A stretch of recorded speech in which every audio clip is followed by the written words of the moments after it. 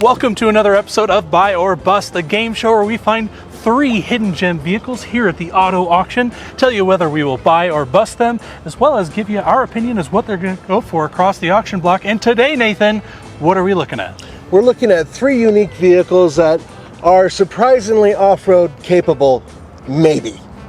Yeah, maybe with a little bit of modification, or I guess from the factory they have at least some modicum of capability. But first up, we're looking at this guy here, which is none other than the first generation Porsche Cayenne, and this is the S model. That's right, this is a 2004 model, and these vehicles had an interesting pedigree when it comes to off-roading. Some of them were extremely capable off-roaders, and even if you didn't get the full-blown off-road package, they were still somewhat capable.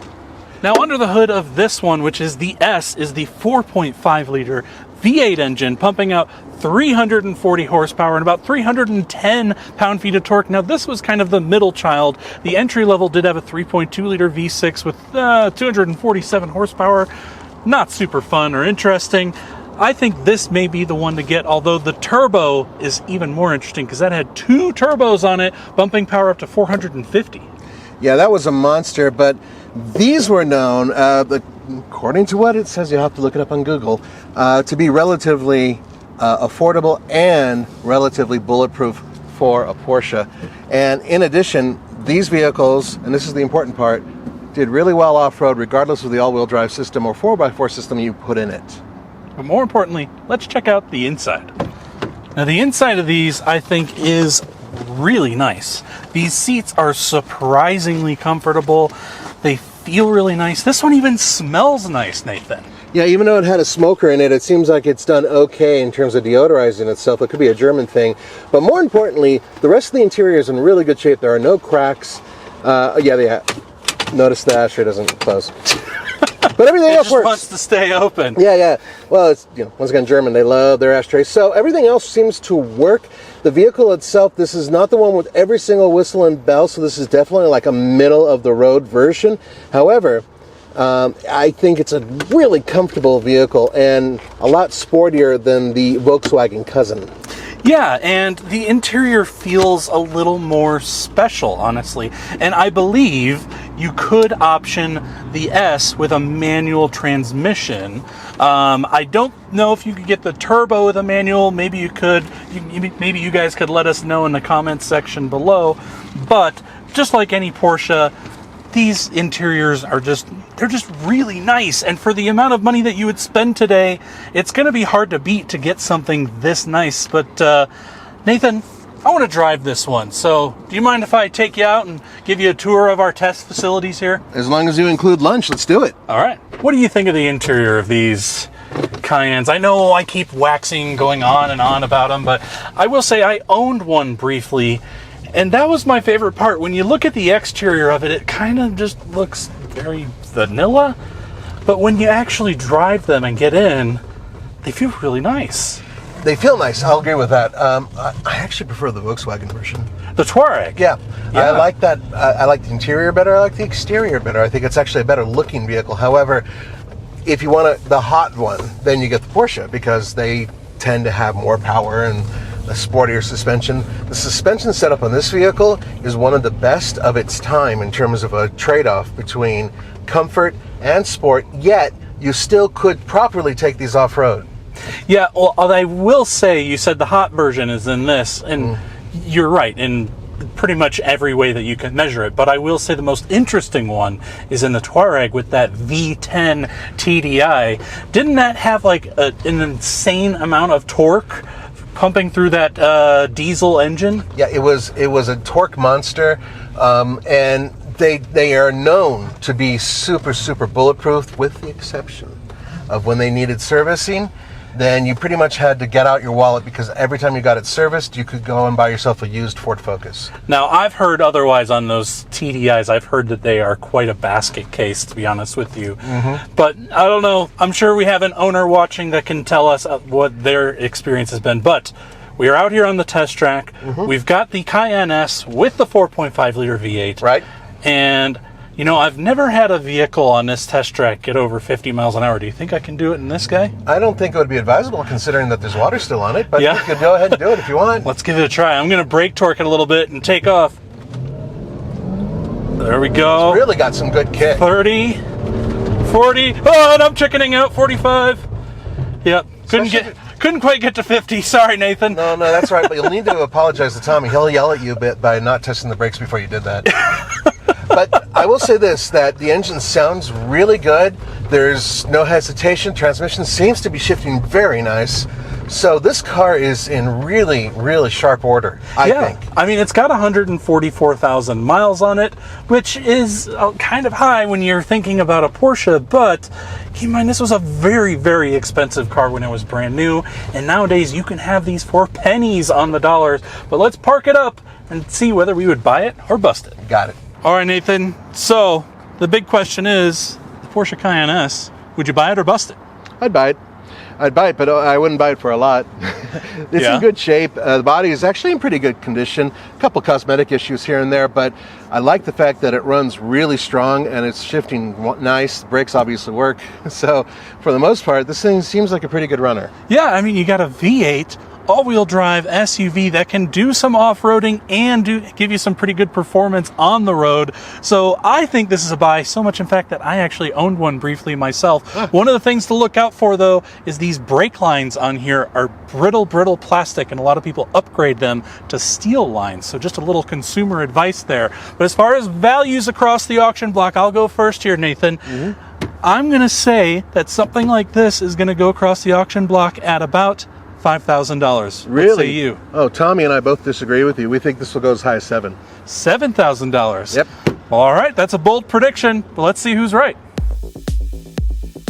All right, so the auction results are in, and first up was that Porsche Cayenne, where your guess, Nathan, was $7,000, and my guess was $5,000. However, we were both a bit ambitious because it sold for $2,200. $2,200? $2,200, and they actually switched the number of this one on me, so I didn't get to film any of the B-roll going across the auction block, unfortunately. But if I was there filming, I probably would have been tempted to bid on it myself because that is incredibly cheap for a Cayenne S. Yeah, but they're really expensive to maintain. Nonetheless, I guess you won that one? Yep, I'll take the win. All right.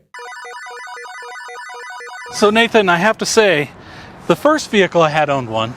This one I've owned one. Are we just doing a tour of the vehicles that I've owned before with the Kia Sorento?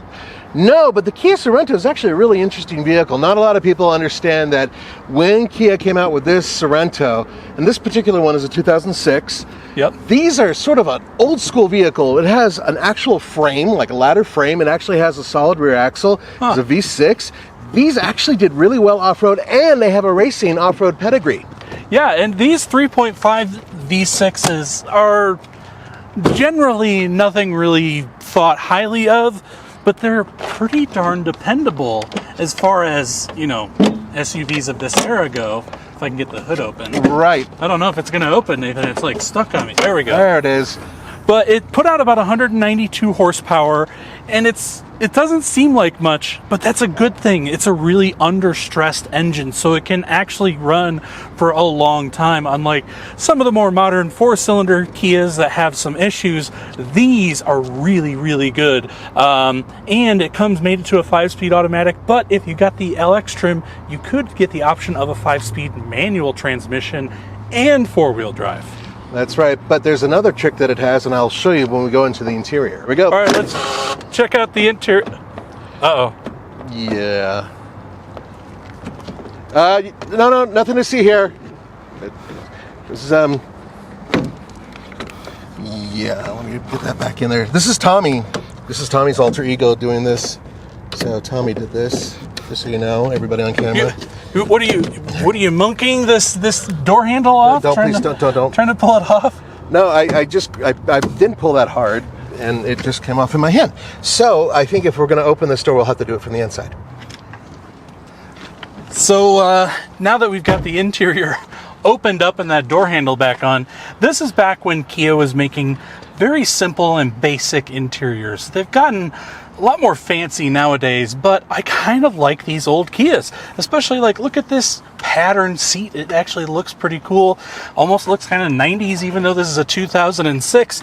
And the rest of the interior is, well, it also looks like it's from the 90s. And I think that's part of why Kia got kind of a bad reputation, because when these were new, they were just making what seemed like outdated vehicles, right, Nathan? Yeah, they certainly had a little bit of a dated interior feel, and also a lot of the components were definitely leftovers from the 90s. But you have to remember, Kia was in an interesting place at this time. They were just starting to really get their groove on with Hyundai, and progressively Hyundai and Kia became a full-blown, well, I guess you could say partnership, but really Hyundai is the umbrella company over everything. But Kia went from being sort of this unique automaker to all the way over to one that works with Hyundai and they're lockstep with them. But can I show you something real quick before we talk about the interior? Sure. Come here, real quick. I want to show you something.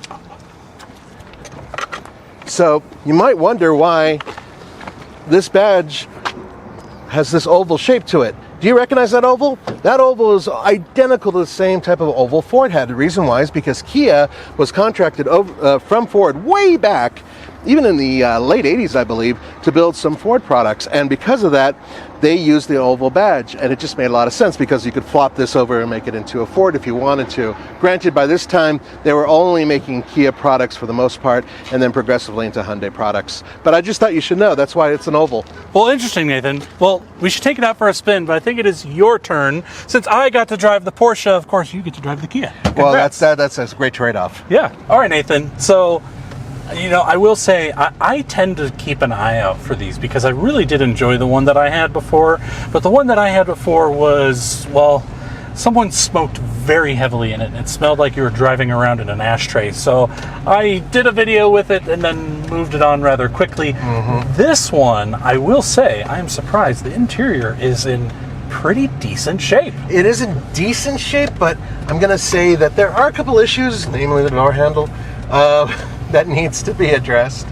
And it sounds like it's got an exhaust leak, which some people like that sound. But there's a very interesting thing about these cars. A lot of people don't realize that it actually has a real racing pedigree. Kia did fairly well back in the day with their original Sportage, right?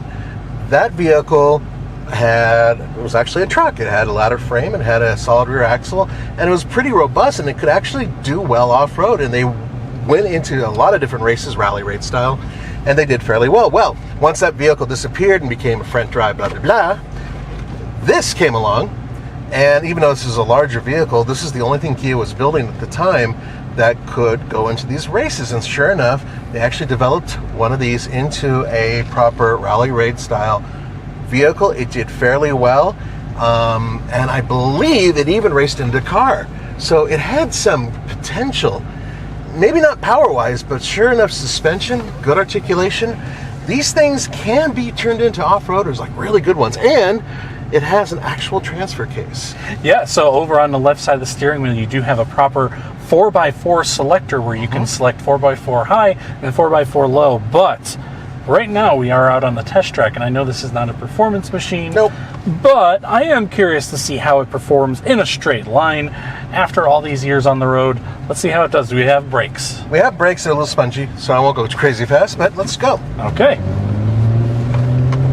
Yeah, not a lot of power. No, not a lot, but you can feel that rear-wheel drive bias, which I think is kind of a unique thing to have in a SUV this small. Usually when you're thinking of a rear-wheel drive SUV, you're thinking of like a Suburban or a Yukon or something big, right? Jeep products. Yeah, but very rarely do you think of a small Korean vehicle or a small Korean SUV rather. Right. And this kind of fits the bill, so it's kind of in a weird, interesting spot, but I think it's kind of cool, honestly. There's not many, Korean SUVs out there that I think are cool, but this is one of them.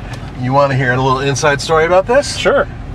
Someone's father who works at TFL, who's a very popular personality, actually owned one of these for many, many, many years. That would be Andre. Really? Yep, that's very true. Interesting. Yeah, he loved it too. He absolutely loved it. Then he brought it to a dealership and they screwed it up when they were doing basic maintenance and the thing never ran right and blah, blah, blah, blah, blah. But yeah, this one's okay. Well, let's park it up and let's tell them whether we will buy it or bust it. Unusual vehicle, one that has some potential. But what do you think? Buy or bust? I think these are really cool. I would buy these for the price that you'd get them for. I think it's a buy all day. What do you think? I think it's a bust. Really? Yeah, it looks like something extremely large landed on the roof and crushed part of the vehicle. And that's I hadn't noticed that. Yeah, I'm taller than you, so I can see it. So that might be a bit of an issue. Roof damage is kind of scary thing. And also, I'm smelling some burning oil. I know you can too. Yeah, I noticed that a little bit too when we were driving. And the door might be a bit of an issue, considering that it wanted to fall apart in my hand. So for those reasons, I'm not going to buy it. But what price do you think it'll go for across the auction block?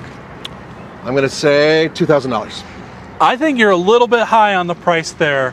I'm going to say that something like this is going to go across the auction block at probably about $1,400. But let's see who's right. All right, so next up was that Kia Sorento, where your guess, Nathan, was $2,000. My guess was $1,400. And once again, we were both a bit ambitious with our numbers because it got bid up to $600, but did straight up no sale. It seems like the dealers had no interest in it, and the seller had no interest in selling at that price. But if we're going based purely off of that number, I guess I'll take the win number 2. Failure again. And for our last vehicle, we have none other than the first generation Mercedes ML. And yes, I know we have featured one of these Mercedes MLs on Buy or Bust before, but that was the 6-cylinder. This is a little extra special, right? That's right. This is the V8. And granted, we've also owned one of these, and TFL did some off-roading in one of these. I believe that was Tommy that did that, but my alter ego is not here today to talk about it. As such, we will talk about this V8 and the fact that this vehicle is really the mid-level, working your way up to what is a fairly luxurious one, but this one is a little worn. Yeah, so this is the 430. This is not the AMG, unfortunately. This being a 99, they actually didn't even make the AMG this year. But the ML 430 was still a fairly potent V8 that put out about 276 horsepower. Was actually replaced the following year by the ML 500 that bumped it up closer to that 300 mark. But yeah, I mean, I've always wanted one of the AMG versions of these. This one is okay. Yeah. But why are we talking about this as for an off-roader? Because if you think about these vehicles and the fact that, it's not something that has the lockers and everything that a G-Wagon would have, it does have open diffs front and rear. But when we start driving it, we're going to talk about what makes this a really good soft-roader and ideal for Rocky Mountain driving. Well, and not only that, but I do think that this design has aged fairly well. It's a fairly simple, boxy SUV, and I think that someday people will look glowingly upon these as a proper classic SUV. But let's check out the interior. Now, the interior on these is fine. I mean, it's basically what you would expect to see in a late 90s Mercedes. It's got a decent amount of plastic switchgear up here, but mixed in with some fake wood, I'm guessing. I'm sure that's not real wood. And then it's got some leather components, and yeah, I mean, they're decent. They're not the nicest thing on the inside. I mean, they call these the Alabama trash can for a reason, right? But they're not bad, and this one, with over 200,000 miles on it, seems to have held up pretty well. Nathan, what do you think of the interior? I love the location of the switchgear. I know that some people hate having window switches over there. Everything right here in the center. Right. And this isn't a typical Mercedes that has the seat controls on the door. They're actually at the seat, where a majority of them are anyway. So a lot of things in this vehicle are not exactly standard to Mercedes. However, I personally feel that they do have a contemporary feel to them, and they do age fairly well. And yeah, sure, a Mercedes fan is going to know how old this is, but in general, I think that they are pleasant to look at. I don't think they're boxy. I think they're kind of roundy looking, but they're roundy boxy. Roundy boxy, fair enough. I like the interior. I actually like the way it's designed. I think it's simple and it's comfortable, and that's for me, that's enough. Yes, and look at that cup holder if it works, which it probably doesn't. Yeah, I was trying to show. There's another one over here on the driver's side, but yeah. There it is. Yeah, it's got some extra stuff in there that left over. That's nice and juicy, whatever that is. I don't want to know. Okay, let's close that. So, I think that which comes next, of course, is a ride. But by the way, 5-speed automatic transmission, and if you get one with a good transmission, you're already off to the races, because that is something that can be a sore spot. All right, let's take it out for a spin. All right, Nathan. So firing this guy up. This one, I'm noticing right away it's got a check engine light on. I think every car we've driven. Yeah. Seriously. Yeah, a lot of the cars here have check engine lights, and you just don't know if it's a serious issue or if it's just something minor until you plug in an LED scanner. Yeah, I mean, it could be something as simple as an oil change that's passed, or it could be something major like your engine's about to crater. But this seems to run pretty good, and it seems to be shifting all right as well. So those are some positive points. Yeah, I actually don't mind the way these drive. Now, I've only ever driven the V6 versions of these, or is it the straight 6? I can't remember. I think it's a V6. Yeah, so I've only ever driven the V6 versions of these. I've never had the opportunity to drive an AMG. That is definitely on my car bucket list for sure. But this is kind of a half measure, and I think, you know, the AMGs have started to shoot up in value recently, but these haven't really been affected, so you can still get a V8 ML for pretty cheap money. And I want to see, I've got it here on the test track. Let's test these brakes, but I want to see if it's got some decent performance. You got it. All right. Lowering it, and, well... Sounds good. Yeah, it sounds good. It just... Oh, I guess we got up to 40 miles an hour there. So it's one of those cars that is like deceivingly quick. I think it's because of how good the insulation is in here that it just doesn't seem like you're moving that fast, when in reality, you look down at the speedometer, you're actually moving pretty quick. Yeah, and it's smooth. The suspension doesn't feel like it's got any major issues to it. So I think this is a pretty decent car. I mean, aside from the check engine light and some minor issues here and there. And, you know, the seat's comfortable for me. I know that's a ridiculous thing to think of in terms of, oh, you should buy it. But that's one of them. Now, by the way, quick thing about the Jurassic Park. Yes, they used a bunch of these in the movie. They still have a couple of them on display, including at Mercedes plants in Alabama, I think it is. And yes, there was a version of this that did have selectable lockers and stuff like that, not available in the United States as far as I know. But the one they had in the movie, which was a two-door, and it had an open top and all that stuff and all these other stuff, no, that was just for the movie. Well, let's park it up, and I'm curious to see whether you'd buy it or bust it. Got it. All right, Nathan. So I know, or at least I think I know what you're going to say here. Would you buy this, or would you bust it? I would buy it. Yeah? Yeah. Why? Because I think that it is in pretty good condition. The engine runs. It's already a good start. The transmission shifts well. Brakes are working. And in general, these vehicles are becoming a little bit more valuable in certain areas. So a mountain guy like me, I think that this car might be a decent seller. Yeah, and you know, I think for the money, I would buy this as well. I would much rather have an ML55 AMG, of course, but you're going to spend a heck of a lot more. Now, I'm going to say the number that I think this will go across the auction block, 200,000 miles, 1999. In decent shape with a few minor issues here and there. I think that this is about a $2,000 SUV at the auction. What do you think? Tommy disagrees with you. I might agree with you, but Tommy's totally like, no. Tommy thinks it's going to go for more. He thinks it's going to go about $3,500. $3,500? Yes, because the interior looks good, and once again, I'm banking it on people who have no experience and do not realize that check engine light could be something very expensive. Well, if that's the case, then I would amend mine by saying I would bust it. I would not spend $3,500 on this. Well, I'm just saying, yeah. You can't, too late now. Well, either way, let's see who's right. And last was that Mercedes ML430, where Nathan, your guess was $3,500, my guess was $2,000, and I have some bad news, my friend. Oh, I lost this one again. Neither of us won, but neither of us lost because the dealer actually pulled it from the auction because we filmed this several days before the auction, and between the time that we filmed and the time that the auction ran, the dealer decided not to sell it at the auction. But I did look at some previous data. It sold for around it bid up to $1,500 in the previous auction, but we're not going to count that. Either way, I still beat you because I got the first two correct, and the last one we'll just say nobody got correct. All right, fair enough. I lose. Thank you so much, guys, for watching. This has been fun to have a guest host, Nathan, on. I'm sorry that you didn't get me right, but maybe we'll try this again, and maybe you can get one right on the next one. Awesome. See you next time, guys. Take care.